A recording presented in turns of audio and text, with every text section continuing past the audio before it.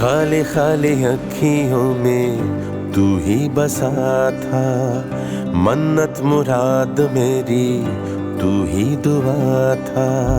रिश्तों के मान सारे झूठी कहानियां, होती ना आसान रब्बा याद भुलानियां। हो हारा दिल सजना वे, हारा दिल सजना वे, ओ सजना वे। داداش، من ازدواج کردم، گناه که نکردم. تو روزای سختم هیچ کس بهم کمک نکرد، ولی الان هر کسی بهم میرسه یا میخواد اذیتم کنه یا سرزنش. من با ازدواج دومت مشکلی ندارم، اما تو باید حداقل به من میگفتی. اگه تو ازم میپرسیدی، خب اون وقت منم برات یه خانوم خوب از خانواده اصیل و تحصیل کرده پیدا میکردم که در حد شان خودت میبود. ولی تو رفتی کیو گرفتی؟ عرفان، لطفاً. من برات خیلی متاسف شدم، معذرت میخوام. من همیشه به تو کمک کردم و همه ی حرفتو قبول کردم. اگه با هم مشورت میکردی، من هیچ وقت اجازه نمیدادم که تو با اون زن ازدواج کنی. فقط یه بار دیدمش، ولی بعضی از آدما با یه بار دیدنشون میفهمی که از چه جور خانواده و اصل و نسبی هن. من اصلاً با این حرفات موافق نیستم. با رفتار زن داداش بتول، منم به اصل و نسب اون شک دارم. امروز تو به اصل و نسب بتول داری شک میکنی، نه؟ فردا به صداقت دوستت هم شک میکنی. با عوض شدن شرایط پیوند عوض نمیشن، بلکه با عوض شدن طرز فکر این اتفاق میافته. منظورت چیه؟ کدوم پیوند به شک افتاده؟ من باهات موافق نیستم. من هیچ وقت نمیتونم به این زنتون احترامی رو بذارم که به زن داداش شگفته میذاشتم. ولی داداش، منم هیچ وقت به اون مقام شگفته رو ندادم. من اگه هر کاری کردم از روی اجبار بوده. تو مگه وضع سمیو ندیده بودی؟ گاهی این خونه، گاهی اون خونه. من کار میکردم یا مراقب اون میبودم. به علاوه دخترم هم باید ازدواج کنن. من اونقدرام خودخواه نیستم که به خاطر خوشحالی خودم دخترم تو خونه نگه دارم.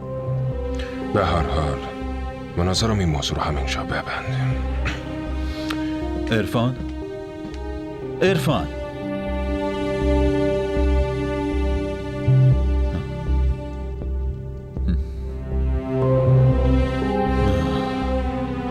من هر کاری کردم برای خوبی خودتون کردم، ولی شما دخترای خیلی ناراضی هستین.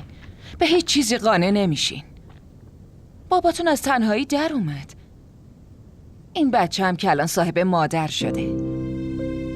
شماها باید از من تشکر میکردین. برای این کارم هم که صدا شبرا رو فهیمه چیزی نگرفتم. ازتون معذرت میخوام خاله، ولی اون فهیم است که شبیه دخترای 14 ساله رفتار میکنه. اون چطور میتونه مادر این بچه باشه؟ اون نه خودش 14 سال است و نه رفتارش. اون یه پرستار عاقل و با تجربه است. الانم که دیگه همسر باباتون شده. حالا شما دوتا باید اونو با احترام به این خونه بیارین، وگرنه تربیت مامانتون مسخره مردم میشه. نه چیزی از من کم میشه و نه از اون. کسی رو با احترام به خونه دعوت میکنن که لیاقت داشته باشه. اون با دعوت شما به خونه ما اومد، بعدش هی دور اطراف بابامون چرخید. شاید از روز اول همین نیتو داشته. توبه کن. نباید به کسی اینجوری تهمت بزنی. از عقلت استفاده کن. مسئولیت خونه با سمیر رو به اون بدین. خودتونم به درستون برسین. بالاخره یه روز ازدواج میکنین و باید از این خونه برین. لطفاً خاله، شما نگران ما نباشین. ما به کمک کسی نیاز نداریم. حالا ببینین همه چی درست میشه.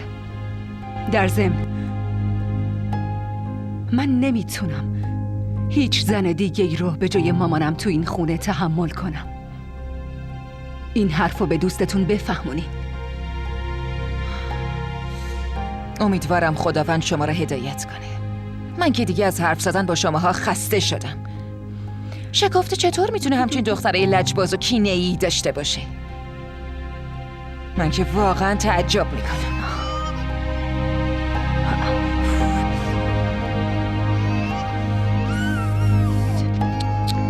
سمی؟ نه کار دیگه ای نداره؟ آبده لطفا یه چیزی براش بیاریم، بچه ساکت نمیشه.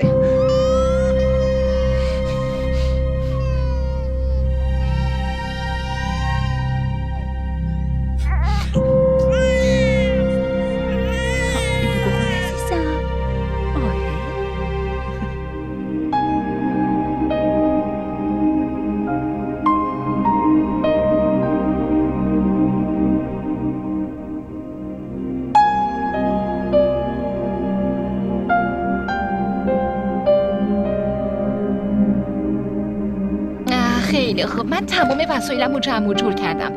با خودم گفتم حالا که همه فهمیدن، پس وقتی که شما اومدین باهاتون بیام خونتون. وای خدا، میدونین من آرایشگاهم رفتم، خودم آماده کردم. در حالت عادی که بهم نگاه نمی‌کنین. با خودم فکر کردم یه خورده خوشگل کنم، بلکه شاید بهم یه نگاه بندازین. شما که در هر حالت زیبا به نظر میرسید. بیخیال شین. اینو بهم بگین، تمام وسایلم تو خونتون جا میشه؟ جا براشون هست؟ هرچند من نصف وسایلمو دور انداختم، ولی بالاخره بعضیاشونو لازم دارم. راستش رو بخوام بگم، دیگه دلم نمیخواد توی خونه بمونم. من فقط میخوام کناری شما بمونم. فهیمه، من الان نمیتونم شما رو با خودم ببرم خونه. باید یه چند روز دیگه ای همینجا بمونیم. منظورتون چیه؟ شما منو یعنی شما نمیخوای منو ببری خونتون؟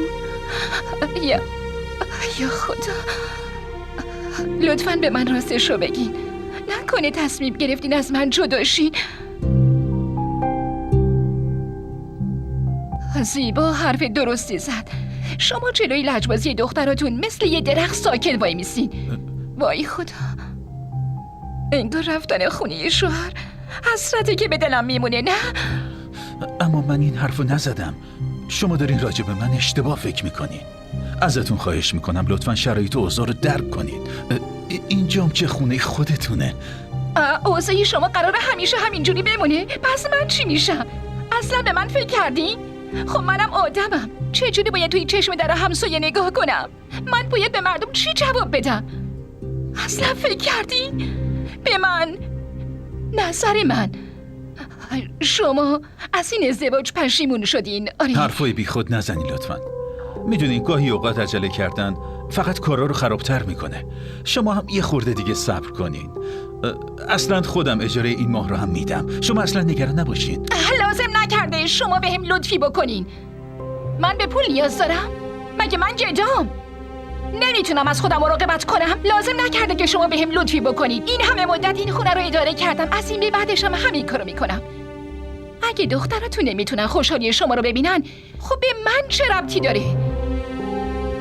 ببینین، من هر کاری که کردم مطمئن باشین که خودم پاش وای میستم. شما اصلا نگران نباشین. امروزم چون عصبانین بهم چایی نمیدین؟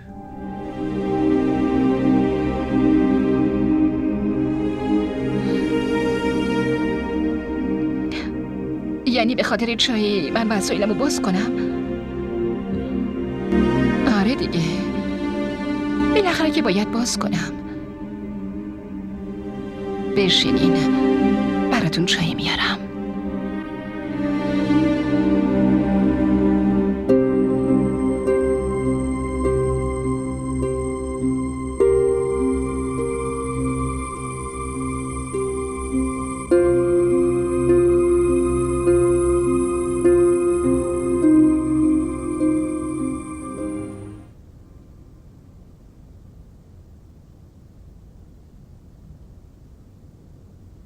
یعنی از این به بعد قراره بابامون کنار عروس جدیدش بمونه؟ چرا بی خودی حرف میزنی؟ بذار بچه رو بخوابونم. بیچاره از صبح بدخواب شده. ما به هم خیلی وابسته شدیم. وقتی من ناراحت میشم اینم دیگه آرامش نداره. خیلی خوش خیالی. در ضمن کی بی خودی حرف زدم؟ درست میگم دیگه. وقتی ازدواج کردن یعنی کنار همن. ازشون بپرس برنامه ماه عسل نریخته باشن. آبده، چرا مزخرف میگی؟ لطفاً آبده، حتی شوخی این حرفم خوب نیست. من خیلی ناراحت میشم. مثلا من خیلی خوشحال میشم. آبجی، ما قراره تور پاکستان بریم. امروز تاریخش مشخص شده. قراره خیلی خوش بگذره. یه چند روزی از این خونه و مشکلاتش راحت میشم. یعنی چی که میری؟ چطور داری میری؟ خب مشخصه دیگه. برنامه دانشگاه الزامیه. تو از بابا اجازه گرفتی؟ از بابا؟ مگه بابا از ما اجازه میگیره که حالا من ازش اجازه بگیرم؟ آبده، تو حق نداری خودتو با اون مقایسه کنی. جایگاهی که ما الان داریم اصلا قابل قیاس نیست. داری جدی میگی آبجی؟ تو هنوز فکر میکنی که ما با اون نسبتی داریم؟ تو خیلی ساده لوحی. یه روزی همین ساده بودنت خیلی به ضررت تموم میشه. حرفمو یادت باشه.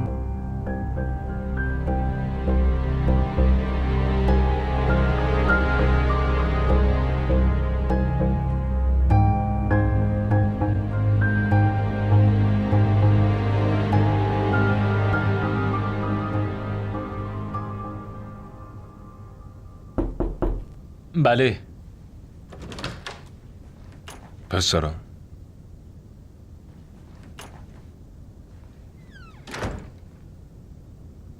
خیر باشه، کاری داشتین؟ منو صدا میزدین.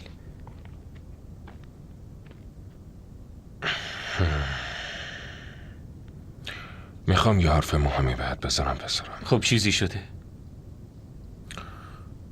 ببین راهم، این خواسته یه قلبین بود که مومن عروس این خونه بشه. من میخواستم فرصت برآورده شدن همه آرزوهاتو داشته باشی، اما پسرم متاسفانه میخوام بهت بگم که نمیتونم به این خواسته جواب مثبتی بدم. چرا؟ منظورم اینه شما پیش عمو ابرار رفته بودین، اون بهتون چیزی گفته؟ آره رفتم و دیدمش، ولی اون هیچ شباهتی به بابای مومنه نداشت. بیشتر شبیه شوهر یه زن چالاک و زرنگ به نظر میومد. راهم من مخالف ازدواجش نبودم، بلکه خودم میخواستم ازدواج کنه چون واقعا لازم بود، اما واقعا اینو نمیدونستم که به خاطر ازدواجی که کرده احترام بین من و خودشو فراموش کنه. نمیدونم بابا. من فقط میدونم که عمو ابرار کار خوبی نکرد. اون اصلا به فکر کسی نبود، نه مومنه نه عابده. نمیدونم چشون شده.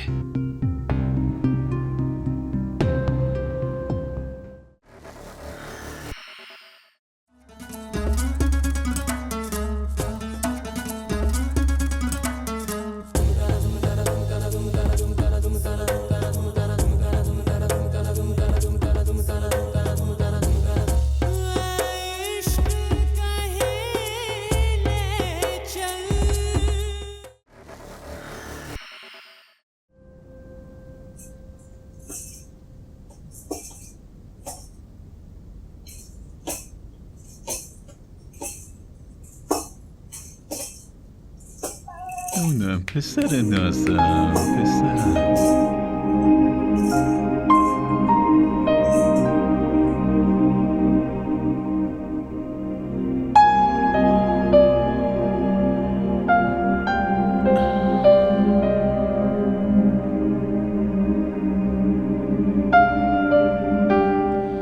حالا من باید برای صبحونه و غذا خوردن به رستوران برم؟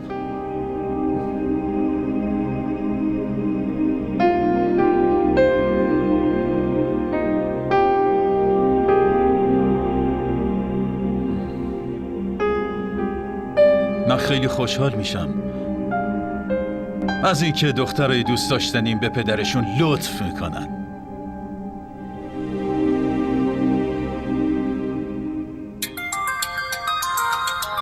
الو؟ آره بگو. چی؟ همچین اتفاقی افتاده و شما الان به من میگین؟ اومدم.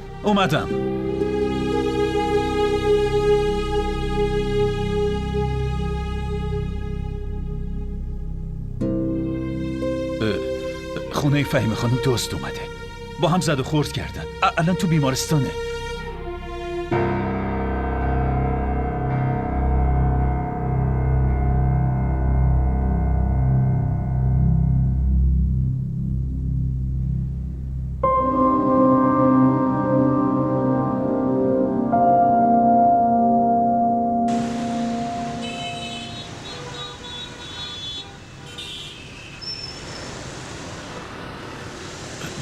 بیا وای خدا، آروم. سرم یک کم خیلی دیگه. گیج میره. یه ذره دیگه تلاش کنین. خدا، مؤمنه دخترم چطوری؟ دستمو بگیر لطفا، کمکم کن. آقا ابرار، من نمیتونم اصلا رو پام باشه وایسم. بیا. آی بریم. بابا شما چی کار میکنین؟ بهتون گفته بودم که کسی نمیتونه جای مامانمو بگیره. شما آوردینش اینجا؟ از اینجا ببرینش. باشه دخترم، اونجا میشینیم حرف میزنیم. حال روزشو ببین. با این حال روز من کجا ببرمش؟ در ضمن الان مسئولیتش به عهده منه. اگه خوب دقت کنی، با نسبتی که الان با من داره، این مادرته. مادر من فوت کرده. هیچ کسی نمیتونه جای اونو بگیره. لطفاً از اینجا ببرینش. اینو از اینجا ببر. آقا ابرار، شما که زندگی منو مسخره خودتون کردین. حالم خوب نیست، جونم داره در میاد. درست نمیتونم روی پام وایسم.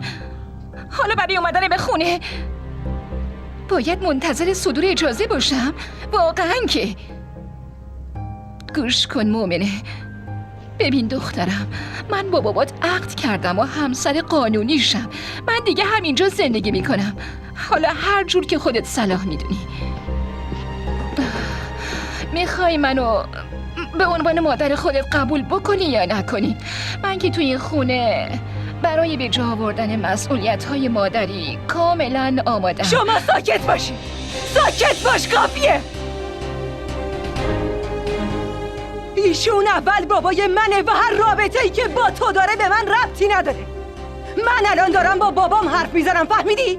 بینمون دخالت نکن. هیچ وقت با خودت فکرشم نکن که تو میتونی مادرمون باشی. هیچ وقت.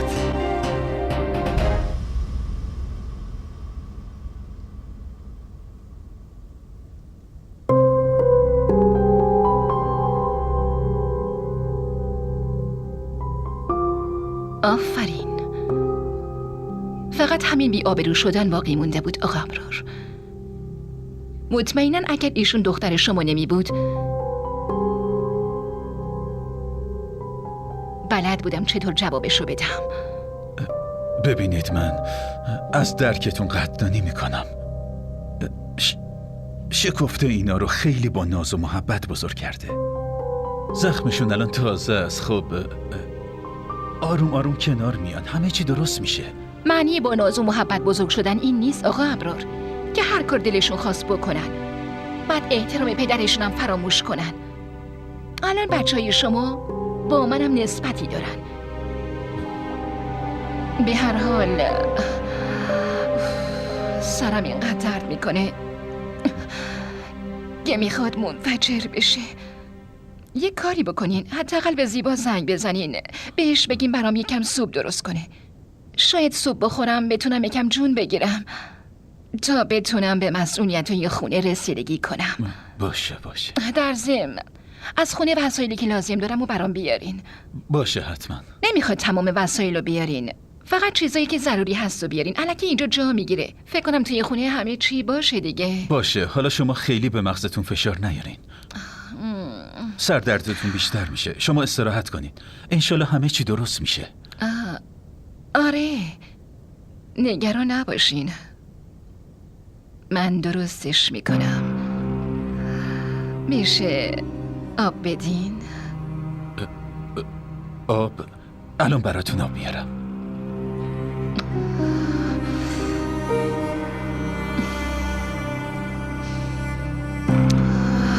چه مصیبتیه.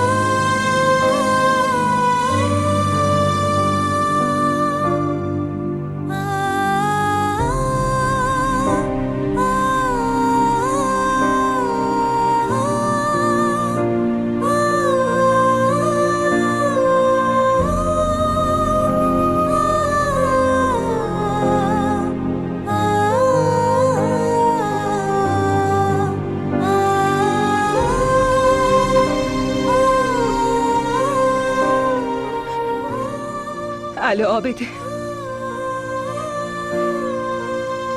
عابده زودتر بیا خونه لطفاً. چیزی نشده، فقط بیا خونه. ما را در شبکه‌های اجتماعی دنبال کنید.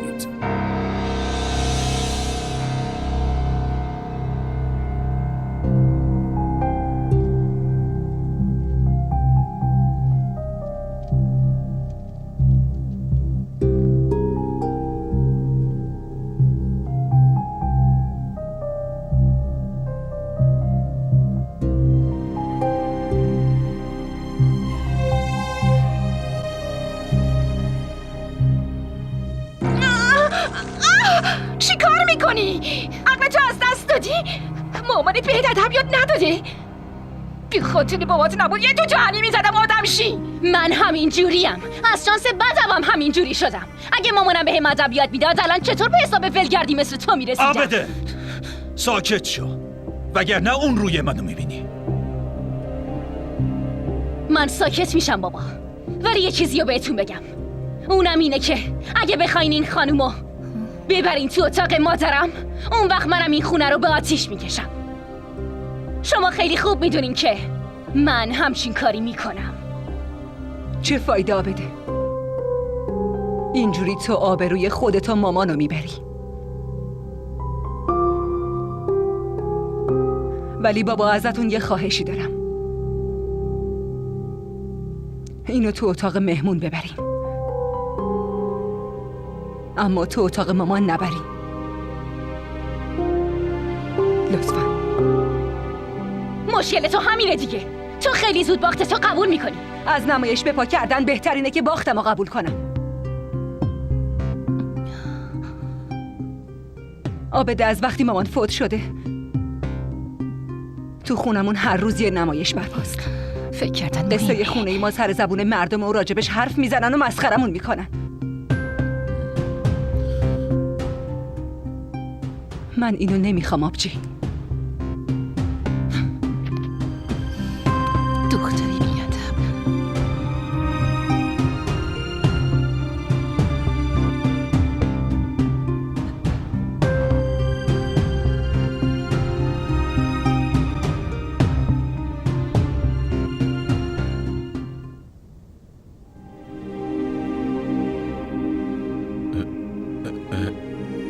لباستون خیس شده، برین عوضش کنین. کافیه.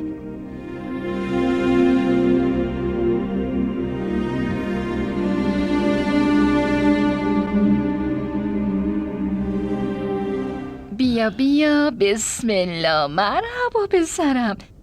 ماشاءالله آقا ابرار صورتش چقدر شاد و پرنور شده. والا من که از روز اول اینو پسر خودم میدونستم. الانم پسر خودته. حالا باید بیشتر از خودتون مراقبش باشین، با این خیال که این جون منه. اصلا نیازی نبود که اینو بگین. فقط بگین که لباساش کجاست من بتونم آمادش کنم ها. ولی این چیزی هست آقا ابرار، این خیلی بی‌انصافیه. بزرگترین و قشنگترین اتاق خونه رو دختراتون تصاحب کردن. چطور این بچهای ظالم میتونن بچهای شما باشن؟ ببینین، اونا یکم به زمان نیاز دارن که بتونن شما رو بشناسن و اینکه شما رو قبول کنن. ولی من بهتون قول میدم که حقتون پایمال نمیشه. من تو این خونه مقام مادر سمی رو بهتون دادم. حالا لطفاً یکم مراعات کنین. شما اصلا نگران نباشین. ای بابا، گریه رو شروع کرد. فکر کنم دیگه وقت خوابش باشه. به مومنه بگین که شیرش رو آماده کنه. عزیزم وقت خواب سمیه، من میرم میخوابونمش. آقا ابرار، تو مسئله بچه من این تیکو و رفتارا رو دوست ندارم. از این به بعد این بچه اینجا میمونه و اینجا میخوابه. بالاخره به اینجا عادت میکنه. شما به زبان خودتون به مؤمنه بفهمونین شما منو به عنوان مادر بچه به یه خونه آوردین. به خاطر همین با من ازدواج کردین و من همسرتون شدم. الان این مسئولیت منه مگه نه؟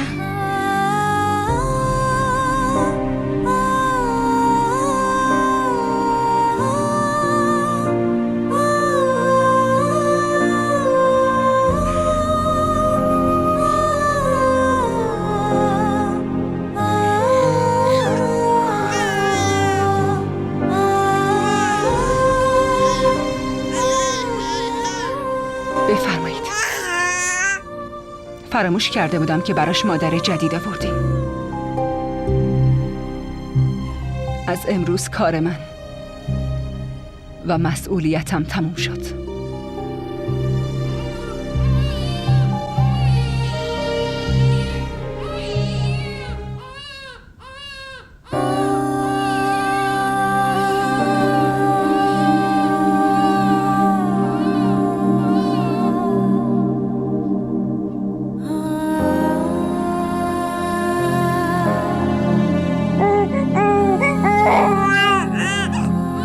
عزیزم بسته بدینش به من.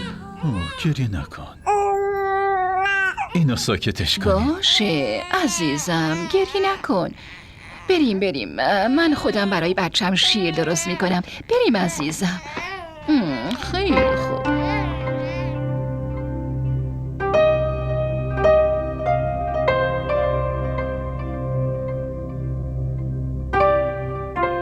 الو. آره، میخواستم این ازت بپرسم که عروسی فریحه میری مگه نه؟ منم با خودت ببر. نتونستم تو مراسم حناش برم، ولی حتما امشب جشن عروسیشو میرم. سمی؟ آره، مامان جدید سمی اومده. از امروز دیگه مسئولیت من تموم شد.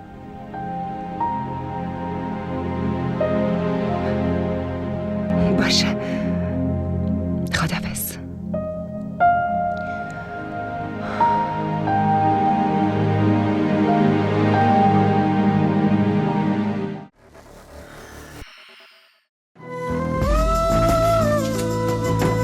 این دیگه چیه نوشتین؟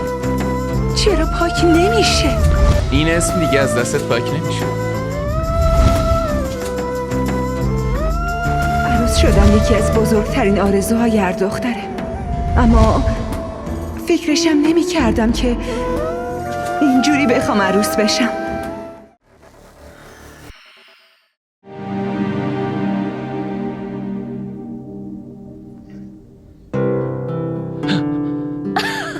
سلام خوشتیپ. تو چرا همش مسخره بازی در میاری؟ چون که من میخوام از این دنیا لذت ببرم. نمیخوام مثل تو کسل کننده باشم. به من یه چیزی بگو. تو همیشه اینجوری با این چهره آویزون خسته نمیشی؟ همینی که هست. کنجکاوی در مورد منو بیخیال شو. ببینم تو چرا آماده شدی؟ مگه کجا میری؟ خوشگل شدم نه؟ دارم با تو میام دیگه. عمه بهم گفته که داری میری جشن عروسی یکی از دوستات. خب منم از عروسیای پاکستانی خیلی خوشم میاد. این فرصت خیلی خوبیه برام. پس ما دوتا با هم میریم. گوش کن، اونا منو تنهایی دعوت کردن، پس منم تنهایی میرم، فهمیدی؟ خب این کجاش مسئله مهمیه؟ تو رو دعوت کنن یا به من بگن، هر دوتاش یکیه که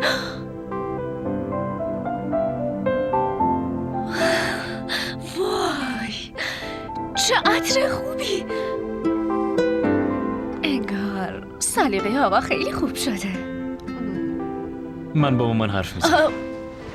تو خونه که هیچ کس نیست. چی؟ منظورم اینه که عمه با عروج باید میرفتن بیرون. برای همین بهم گفت که من با تو بیام عروسی. خب تو خونه حوصله‌ام سر میره دیگه. و یه چیز دیگه، وقتی من با رفتن با تو مشکلی ندارم، پس تو چرا اینقدر حساسیت نشون میدی؟ تو چرا از این بی‌حوصلگی برای خودت بهونه درست میکنی؟ کی میخوای برگردی؟ فعلا که نمیرم، تازه اومدم. گوش کن چی میگم، در این مورد بعداً حرف میزنیم. این دستمالتم باید درستش کنم. منم میرم کیفمو بیارم. خوشتیپ شدی.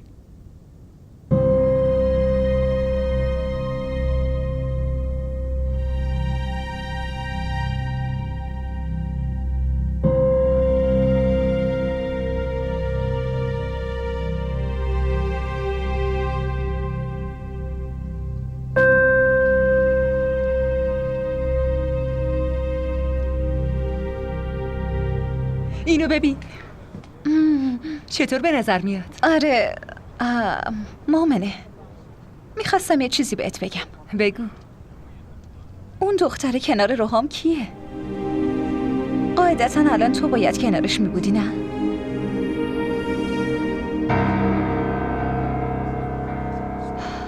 شما دوتا باز با هم دعوا کردین؟ باز چه مشکلی دارین؟ شما دوتا خوبین یه دفعه دوباره بد میشین؟ شما دوتا چرا رابطتون رو اینقدر پیچیده کردین؟ همه چیز خیلی پیچیده شده شبنم. حالا هم هر مشکلی پیش بیاد فرقی نمیکنه. این روزا هم میگذره. چرا این روزا اینجوری بگذره مومنه؟ تو اگه بخوای میتونی این روزا رو به میل خودت بگذرونی. روحان پسر خوبیه مومنه. اون تو رو خیلی دوست داره. لطفاً به خاطر این اشتباهات کوچیک اون از خودت دور نکن.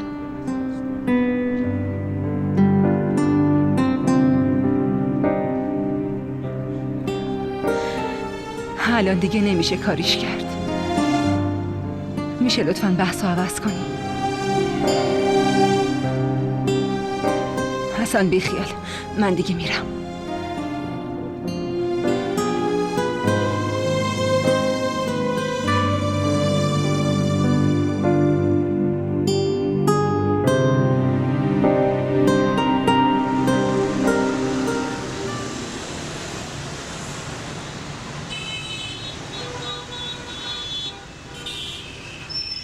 ما را در شبکه‌های اجتماعی دنبال کنید.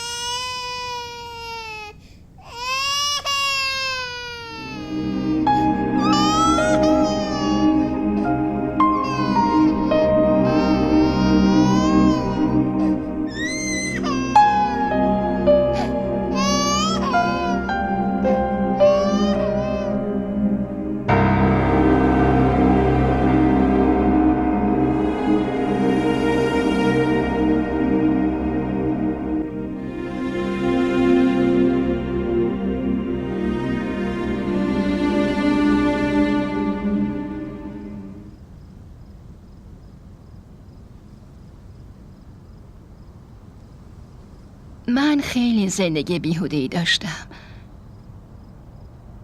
ولی حالا من اینو یاد گرفتم که وقتی به شوهر خدمت کنی هم آرامش دنیا نصیبت میشه هم آخرت. شما هم آرامش داری نه؟ پس همینجور راحت باتونو ماساژ میدم.